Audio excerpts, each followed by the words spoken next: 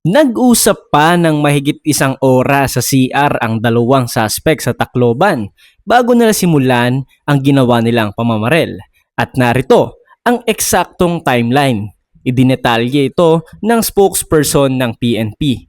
Tara idol, panoorin natin. Araw ay makakasama natin ang spokesperson ng PNP na si Colonel Allen Reyco kaugnay ng investigasyon sa nangyaring shooting incident sa San Jose National High School sa Tacloban, Leyte.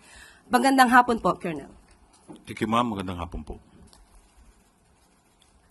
Sa ngalan po ng Chief Philippine National Police, Police General Jose Melencio Sinartates Jr., nais pong bumati ng Philippine National Police ng isang magandang araw po sa ating lahat. May I be allowed to present po yung initial result ng investigation po natin regarding sa Tacloban incident.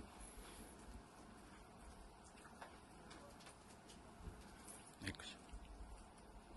So ito po, nagkaroon po ng shooting incident sa kaalaman po nating lahat noong June 22. At ang involved po dito ay ang dalawang CICL natin, isang alias Rod, 15 years old, at si alias Nash po. Sa kasamang palad po, meron pong nasawi na 3 at meron pong nasugatan na puro estudyante, puro mga minor na 20 po. 15 of whom ay because of firearm-related injury.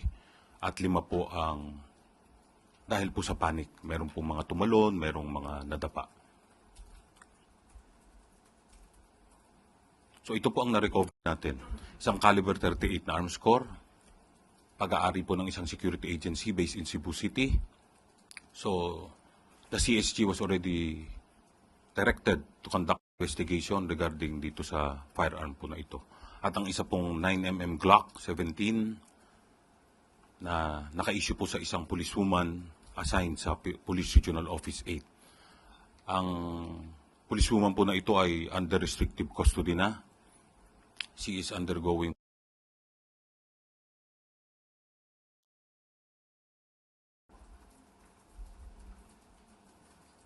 ito po ang na-recover natin. So at least 34 bullets were fired. 21 po na fired cartridge cases at 13 po pong cartridges. At yung mga bala po mismo.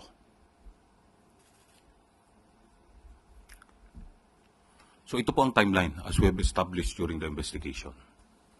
But before this, bagong information po galing sa ongoing investigation natin, napag-alaman po na si alias Nash ay dumating po sa eskwelahan ng 7:30 in the morning.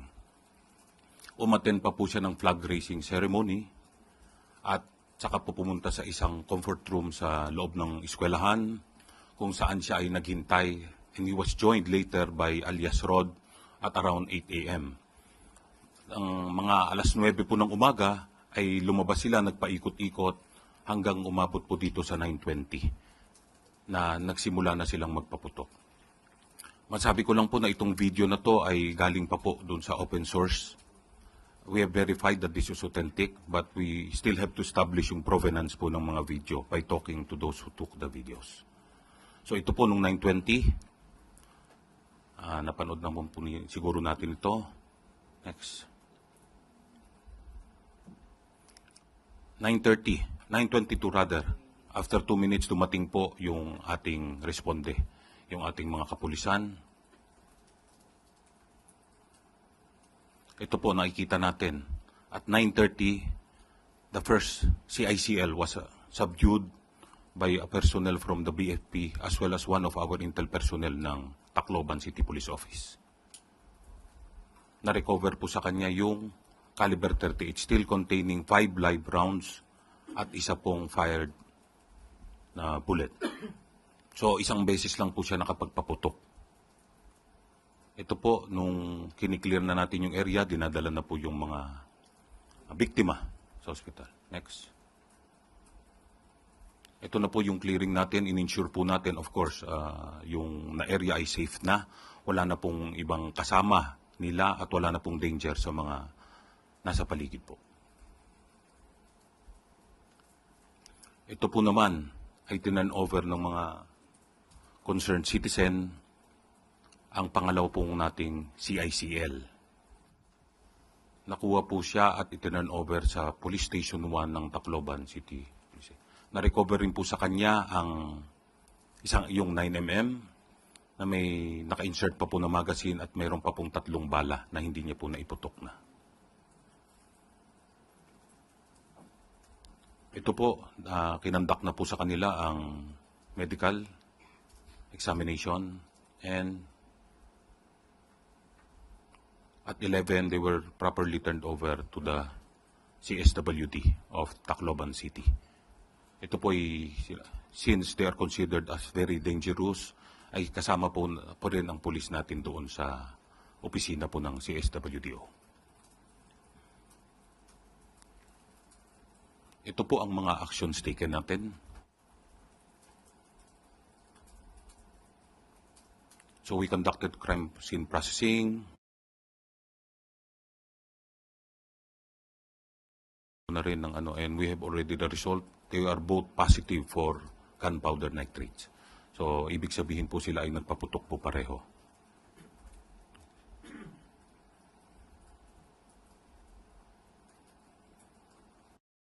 Yung resulta ng ating firearms record verification ay lumabas nga yung isang 9mm ay naka-issue po sa ating isang police at yun nga pong 38 ay sa isang security agency. Alinsunod po sa direktiba ng ating mahal na Pangulo, President Ferdinand Bongbong Marcos Jr., as well as ang ating pong SILG Secretary John Vic Rimulya, agad pong ipinag-utos ng ating Chief PNP. Unang-una po ang comprehensive review ng lahat po ng ito. Existing security protocols para po sa na prevailing sa ating pong mga eskwelahan. Ito pong access control and entry procedures. We are recommending na yung pong mga schools na malalaki, na marami pong ingress at egress ay ilimit na lang po sa 1 o 2 para po mas ma-monitor natin ang mga pumapasok. Also, yung anti-bullying policies, sinasabi po na puro sa papel lamang. By the way, sinabi po nila, yung pong this is connected with bullying is there, kanila pong claim yan, hindi po namin confirm pa yan. Sinasabi po nila, yung isa daw po ay pinagtatawanan yung haircut niya. The other one ay siguro dahil maliit siya. Pero unconfirmed po ito. Sa kanila lang po nanggaling ito.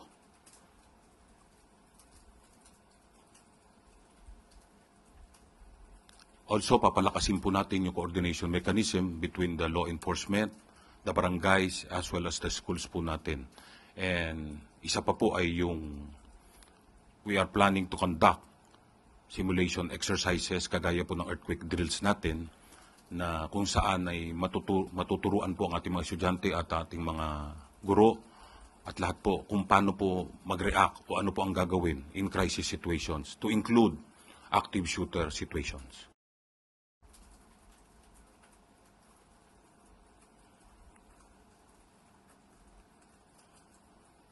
Okay.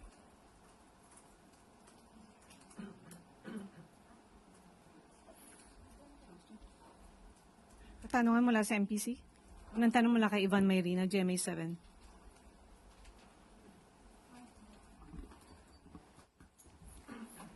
Sir, good afternoon. Ang Yes, pangunahing tanong po siguro sa isip ng nakararami sa atin ay kung paanong napunta sa 2 minor de edad ang mga firearms. Ito po sir ang ating masusipang iniimbestigahan. Kagaya nga po ng sinabi ko, yung pong ating poliswoman, yung po sa ay voluntarily subjected herself to the investigation kung paano po ito nakuha. Ongoing pa po ang alam natin na pagkakaalaman natin kung paano po napunta sa kamay ng kanyang pamangkin po. And as to the 38 revolver na pag-aari ng security agency, may connection ho ba yung bata sa Yes sir, security agency? we're still tracing kung kanino pong gwardiya naka-issue itong firearm na ito at ano po ang connection niya dun sa isa pa po nating CICL. Sir, may umiikot po sa social media supposed screenshots of conversations between the two CICLs. Nakumpirma na ho ba natin ang authenticity ng conversation na to? And what can you tell us about the contents of such conversation for us to conclude na ito po'y pinagplanuhan ng dalawa? Ito pong mga content na ito we're still verifying. And we will provide you with the complete details upon full verification po. Hindi pa po natin makapag-comment dito dahil hindi pa nga po natin fully verified. We can only say na doon po sa initial na investigation natin, lalo na po itong si CICL alias Nash, ay heavily influenced po ng online content. Meron po kaming nakita na aside from his own post na mga violent videos, meron pa pong tinitignan tayo na iba po pong grupo or mga kinakasalihan niya kung saan na pwedeng nag-udyok sa kanya para gawin po ito. So, sir, are we confirming the authenticity of the conversation pero inaaral lang natin or not yet? Not yet, sir, not yet. We cannot confirm yet that it's authentic. Okay. Sir, last na lang from my end. Meron hong sinasabi din na yung suot na t-shirt nung the younger one, yung KMFDM, yun din daw ang suot ng ilang mga na-involved na rin sa mga previous shootings in the United States, in particular yung KMFDM. What do we know about this? Meron ho bang koneksyon itong mga batang ito sa isang bigger group, perhaps outside of the country na nambuyo sa kanila? Or perhaps they were brainwashed or to do these things? Yes, sir. Nakita rin po natin yan at kasama po ito sa ina-analyze ng ating mga investigador. At kagaya nga po ng sinabi ko kanina, we saw some indications na meron pong ibang grupo na pwedeng nag-udyok o nagtulak na kinakasalihan niya para po gawin niya itong bagay na ito. We will provide you with all the details po upon completing po yung ating investigation regarding. Salamat po. Sunod na tanong mula kay Tina Maralit, The Manila Times. Good afternoon, sir. Sir, in light of what happened, will there be more police visibility within schools, not just in Tacloban, but around the country? And ano po ang coordination na ginagawa ng PNP with DepEd and other pertinent agencies? Yes, ma'am. Even before Tacloban incident po, nakita niyo po dito 2 minutes nakapunta po ang ating pulis. Pinag-utos na po ng ating Chief PNP ang mas intensified na patrolling at pag-deploy sa ating pong mga eskwelahan kaya po malapit yung doon. But the bat does not work, di po ba? Hindi talaga natin kaya po lagyan ng lahat ng schools. There are more than 40,000 public schools and around 6,000 private schools po all over the country. So that makes it around a little less than 50,000. Kahit po lagyan natin tigi-isa lang ay wala na pong magagawang ating So what we are doing is strategic deployment po. Yung when and where we are most needed. Ito po ay lalong pinaigting natin yung pagbabantay po ng ating mga Kaya nga po kasama dito ay humihingi kami ng tulong at ng suporta ng local community po, the LGU, lalong-lalo na po ng barangay. Makakatulong po yung mga tinatawag nating force multipliers, yung mga barangay tanod po, para po mas mabantayan at mas magawa nating mas maayos ang kalagayan ng ating mga paaralan po. Mr. Follow-up lang po. The President yesterday ordered a thorough investigation on the incident. May timeline po ba ang PNP on when you would conclude the probe? Generally, hindi po tayo nagbibigyan ng timeline dahil it will take as long as it takes, diba, para po mas complete. Pero what we can promise you is tuloy-tuloy po at mabilis po nating iimbestigahan ito with urgency, lalo na po ay meron pong direktiba ang ating mahal na Pangulo po. Salamat po. Sunod na tanong mula kay Junel Maribohok, UNTV. Sir, magandang hapon. May sinabi po kayo na meron silang sinalihan na group na posibleng nag-udyok. Ito po ba yung online games na kanilang sinasabing suspected na parang kinahumalingan ng isang alleged shooter?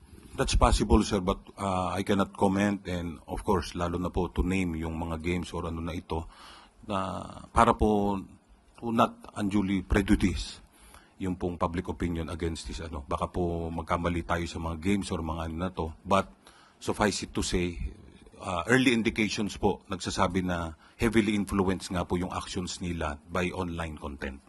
So, online community, ganun po. Sir. Possibly po, possibly. Okay, thank you. Sunod na tanong mula kay Alvin Baltasar, Radyo Pilipinas. Colonel Go, magandang hapon po. Yes, Colonel, ano pong disposition natin doon sa mga dalawang CICL? Since sila ay minors, hindi naman natin sila pwedeng ikulong kasi meron tayong batas na hindi sila pwedeng ikulong. afterwards ba ng mga proseso na pinagdaraanan nila, makakauwi ba sila sa bahay nila? No po.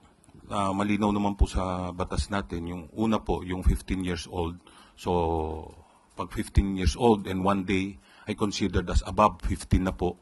So, siya po ay mag-undergo at most probably makikita po ng DSW that he acted with discernment. At siya po ay will undergo regular trial, formal trial. But of course, while observing yung child protection protocols. Yung isa naman po ay mandatorily na makocommit po sa child protection facility ng DSWD. Hindi po natin sila since the nature of their offense is grave. Colonel, if you have the records, kung meron man, ilan po ba yung nasa record na mga minors na na-involve sa crimes? I do not have it with me right now.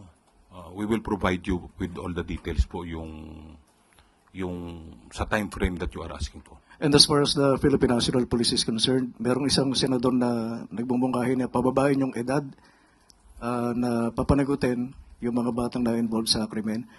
Is the PNP in favor of this amendment? The PNP is supporting the lowering the age of criminal responsibility po.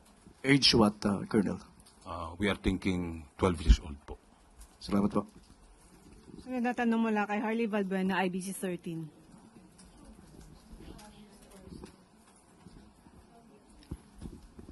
Hi sir, good afternoon. Sir, lumabas nga po sa initial investigation ng Police Regional Office 8 na possibly planado yung shooting since May pa.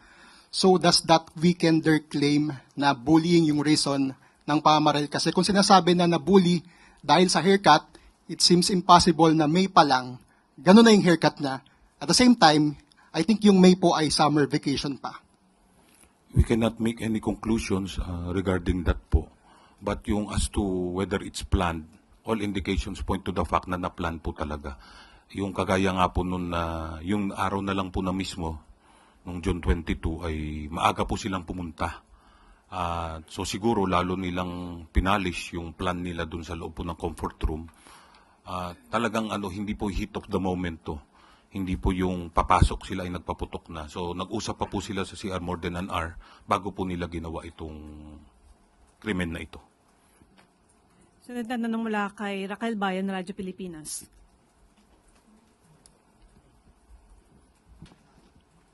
Sir, good afternoon. Na-profile niyo na po ba yung family ng mga bata? Kamusta po kaya yung upbringing nila, yung environment nila sa bahay? Sir, anything you can tell us? Kasama po ito ma'am sa titignan natin, but of course yung initial nga ay yung pamangkin po ng isang policewoman yung isa. So at an early age he was taught yung supposedly ito po ay para maturuan siya ng responsible gun ownership.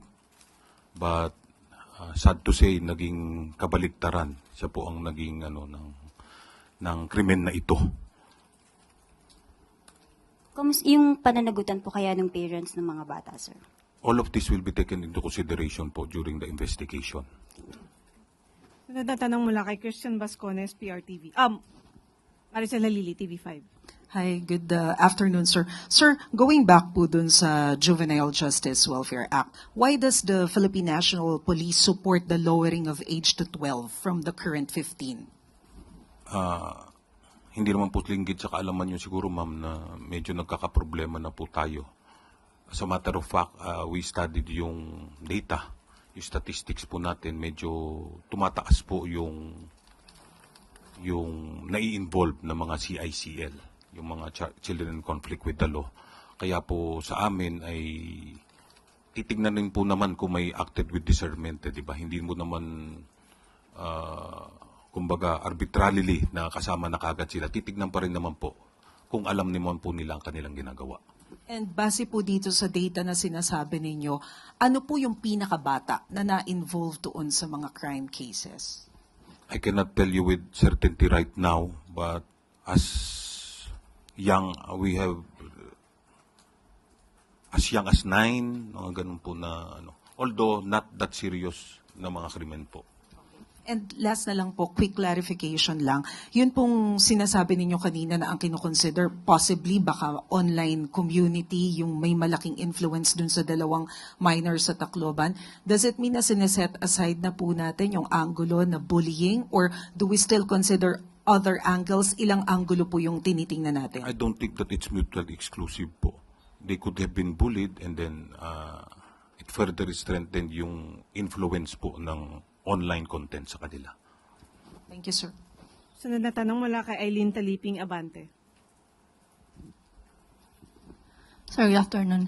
Bukod dun sa possible dismissal ng policewoman, meron ba rin siyang criminal liability dun sa nangyaring? Yes po. Meron po na pagkakulong dito. Of course, doon sa administrative po niya, very possibly, she can be dismissed for malversation dahil sa infidelity po in the possession po ng kanyang firearm at may criminal liable din po siya sa pagkawala ng, lumalabas po parang nawala niya yung baril eh. And of course, civil liabilities. That's not exempt from civil liability. Thank you, sir. Last question mula kay Mads Moratillo, Net25.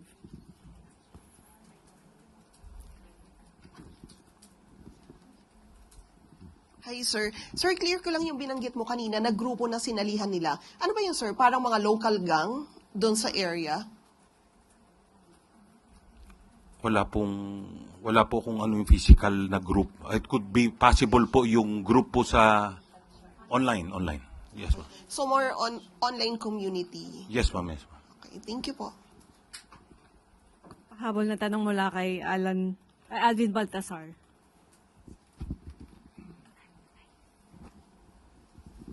Colonel, ihabol ko na lang.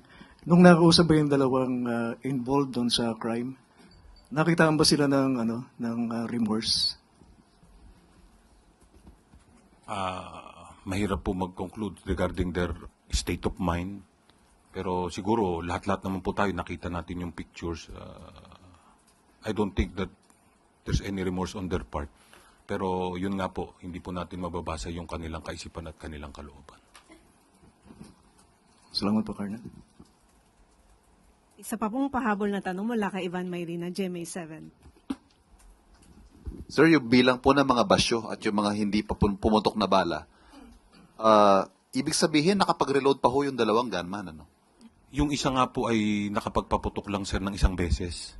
Kaya yung una po nating nakuha or na place into custody, nakuha po sa kanya yung 38, meron pa pong 5 hindi pa na ipapaputok. So alam po natin, 6 ang laman, isa lang po ang napaputok niya. Yung isa po, nakapag-change magazine pa. Yung pong alias Nash, yung mas bata po. So nakapag-change magazine perhaps more than once. Kasi ho, sa dami ho ng tinamaan, unless 1:1 yung tama ho niya, no? Pero kung 1:1 ang tama niya, it means nakapag-reload siya more than once. Possibly po, but we were only able to recover 2 magazines. Isa po dun sa site, tapos isa po na nakasaksak pa sa kanya, sa 9mm, kung saan itinapon niya po doon, nakita niyo po kung saan siya na-apprehend or nakuha ng ating mga mamamayan. So does it add up? Yung mga bilang ng bala, bilang ng mga basyo, at bilang ng mga tinamaan? Yes po, as I've said sir earlier, at least, nakapagpuputok po silang at least 34. Thank you. Okay, wala nang tanong mula sa Malacanang Press. May isang pahabol pa daw po, sorry, mula kay Tuesday New. Sorry, ma'am. Visible B. Sir, natumbok, dito sir. Yes, ma'am. Natumbok niyo na ba sir kung paano na ipasok doon sa loob ng eskwelahan yung baril at 2 magazines pa at saka yung isa pang revolver? Hindi ba sila dumaan doon sa pagkapkap ng mga security, doon sa gate? Paano sila nakapasok ng may bit-bit na armas? Kasama po ito sa pinag-aaralan natin at tinitignan natin sa investigasyon, and it will also be included po sa recommendations natin sa DepEd kung paano po natin ginagawa. Kagaya po ng sinabi ko kanina, yung security protocols, existing security protocols po, medyo obvious po na siguro may konting pagkukulang sa ating security protocols na existing.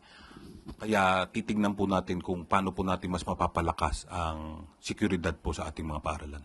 And will this incident, sir, warrant na kailangan na rin sigurong magkaroon ng adjustments or retraining sa mga security agencies para hindi na maulit yung ganito? Isa po yan sa titignan natin, Madam. At of course, in coordination with the DepEd, kung paano po ang relationship natin as to the provision of security po from the Philippine National Police. Okay, thank you, sir. Okay, maraming salamat, Malacanang Press Corps. Maraming salamat, Colonel Allen Reyco. Balik sa iyo, Yusek Claire. Karagdagan tanong lang, sir. Yes, ma'am. Sir, age sila, ang edad nila 14 and 15. Yes, ma'am. Pareho silang estudyante. Opo, ma'am. Okay. So, alam ba nila, batid ba nila na wala silang magiging criminal liability? Yun po ang tinitignan natin, ma'am. Yun nga ang, kasi nasa tamang pag-iisip po sa initial evaluation natin sa kanila, ma'am. So, most probably, iniisip po nila that they will escape, they will be exempted from criminal liability, ma'am. But nagkamali yung isa, dahil above 15 na siya, pwede na po siyang itry as dahil above 15 years old na po siya, tapos may... Pero below 16 siya, sir. Yes, ma'am. Yun, ni-review na rin po natin, ma'am, na 15 years, upon your birthday at nag-one day na, ma'am, considered po na above 15. Yun din po ang pinag-ano namin kanina, ma'am. So, yun yung legal opinion Yes, ma'am. na binibigay. Yes, So, tingin nyo, sir, because madalas naman na pag-uusapan na kapag ka 15 and below ay hindi nakukulong. So, most probably, pwedeng yun ang nasa isip nila. Kaya ganun, sabi nyo nga parang walang remorse feelings eh. Pwedeng kayang ganun yung isip na hindi naman ako makukulong eh. Tama po, ma'am. Kaya nga po ang Philippine National Police, ma'am, Philippine National Police po ay in support of lowering yung ating pong threshold ng criminal responsibility po dun sa age po, ma'am. Isa pa po, sir. Katulad halimbawa, di ba nakapasok na sila sa school? So kahit may mga pulis tayo sa labas, wala nang jurisdiction yung pulis pag nasa school na yung mga bata. Yes, ma'am. Di ba alam po natin ang mga paaralan ay zones of peace. Hindi po pwedeng basta pumasok ang ating kapulisan except for exigency situations. Kunyari, kagaya po nito na mayroon ng nagpapaputok, mayroon ng violent attack, tsaka po kami papasok. We have to ask permission po from the school authorities dahil hindi nga naman po magandang tignan na mayroong paikot-ikot po na pulis sa loob ng school na may armas. Pero ito nga po, ma'am, kaya isasama po natin sa pagre-review yung security protocols kung ano po ang pwedeng maging adjustments dito since nangyari na nga po ito, ma'am. So, pag ganun, sir, di ba, ito karaniwan to, kapag ka ikaw ay estudyante, normally hindi ka naman kinakapkapan ng security guard eh.